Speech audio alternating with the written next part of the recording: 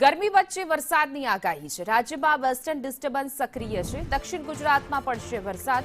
નવસારી, ડાંગ, તાપી, વલસાડમાં પણ વરસાદની આગાહી છે। તો દમણ, દાદરા નગર હવેલી, સુરતમાં પણ આગાહી વ્યક્ત કરવામાં આવી છે। આ તરફ નર્મદા સાથે સૌરાષ્ટ્રની વાત કરીએ તો દ્વારકા, જૂનાગઢ, અમરેલીમાં પણ આગાહી। અન્ય જિલ્લામાં પણ વાદળછાયું વાતાવરણ રહે તેવી શક્યતા।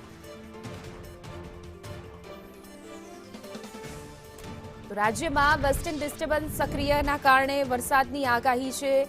ગરમી પડી રહી છે તો બીજી તરફ વરસાદની પણ આગાહી વ્યક્ત કરવામાં આવી છે। ખાસ કરીને દક્ષિણ ગુજરાતમાં વરસાદ પડે એવી શક્યતા છે। નવસારી, ડાંગ, તાપી, વલસાડમાં પણ વરસાદની આગાહી છે। તો દમણ, દાદરા નગર હવેલી, સુરતમાં પણ વરસાદ વરસી શકે। ક્યાંક વાદળછાયું વાતાવરણ પણ રહે તેવી શક્યતા છે। જોકે એક તરફ ગરમીનો પારો પણ હાઈ જોવા મળી રહ્યો છે।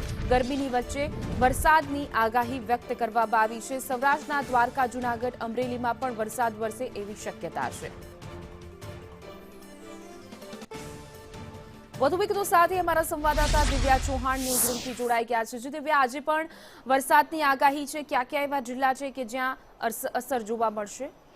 હિના, મધ્ય ગુજરાત અને ઉત્તર ગુજરાતના ભાગો છે કે જ્યાં આજે ઉકળાટનો સામનો લોકોએ કરવો પડશે। તો વાદળછાયું વાતાવરણ રહેશે, કારણ કે રાજ્યભરમાં આજે વેસ્ટર્ન ડિસ્ટર્બન્સ જે સક્રિય થયું છે અને તેની અસર છે જે દક્ષિણ ગુજરાતના ભાગોમાં જોવા મળશે અને સૌરાષ્ટ્રના ભાગોમાં જોવા મળશે। જેમાં દક્ષિણ ગુજરાતમાં વલસાડ, દમણ, દાદરા નગર હવેલી, નવસારી, સુરત, તાપી સહિતના વિસ્તારો છે ત્યાં આજે ગાજવીજ અને પવન સાથે વરસાદ પડી શકે તેવી સંભાવના છે। તો બીજી તરફ સૌરાષ્ટ્રના વિસ્તારોમાં પણ જૂનાગઢ, પોરબંદર, દ્વારકા સહિતના તમામ જે વિસ્તારો છે ત્યાં આજે ગાજવીજ અને પવન સાથે વરસાદ પડે તેવી સંભાવના છે તે જોવા મળી રહી છે। હાલ વાદળછાયું વાતાવરણ તમામ વિસ્તારમાં જોવા છે તે મળી રહ્યું છે, ત્યારે અમદાવાદ સહિતના વિસ્તારોમાં ઉકળાટનો સામનો લોકોએ કરવો પડશે, કારણ કે ત્યાં વરસાદની આગાહી આપવામાં નથી આવી। જો કે વેસ્ટર્ન ડિસ્ટર્બન્સની અસર છે જે 2 દિવસ રહેવાની છે, આજે અને આવતીકાલે, જે બાદ ફરીથી ગરમીનો વધુ એક રાઉન્ડ શરૂ થાય તેવી પણ સંભાવના છે। જો કે કેટલાક વિસ્તારોમાં વરસાદની આગાહી છે અને કેટલાક વિસ્તારોમાં ઉકળાટ અને ગરમીનો પારો છે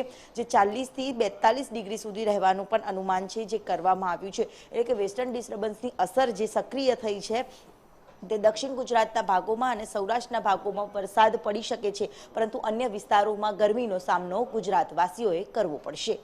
જી બિલકુલ દિવ્યા, સમગ્ર માહિતી બદલ આપનો આભાર।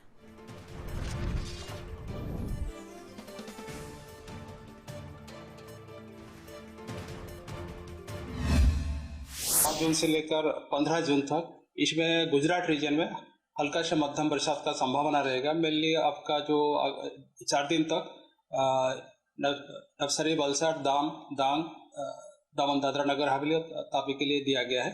उसके आगे फिर उत्तर की तरफ और भी कुछ डिस्ट्रिक्ट का हल्का से मध्यम बरसात होने का संभावना रहेगा। और जो सौराष्ट्र कच्छ के लिए डे 5 मतलब 13 जून से हल्का से मध्यम बरसात का संभावना रहेगा इक्का दुक्का स्थानों में। वो भी जो डिस्ट्रिक्ट रहेगा मेनली वो जो दक्षिण गुजरात की सौराष्ट्र कच्छ की जो जिला है उसमें बारिश होने की संभावना रहेगी।